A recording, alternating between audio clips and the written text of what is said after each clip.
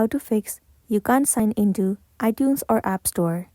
In order for you to fix this issue, the very first thing you want to do is to head over to the settings of a device, move into General.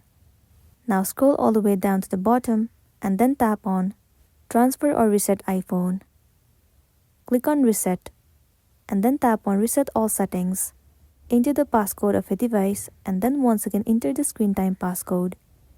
Tap on Reset All Settings. Once the settings has been reset, now if you go back and then signing into your account of iTunes or App Store, you might be good to go. If not, what else you can do is try restarting your device. Click on Restart. Most of the time, restarting the device has also fixed the issue, so you might also be good to go. So that's the wrap for this video. Make sure to smash the like button and consider subscribing to our channel. We'll see you in the next one.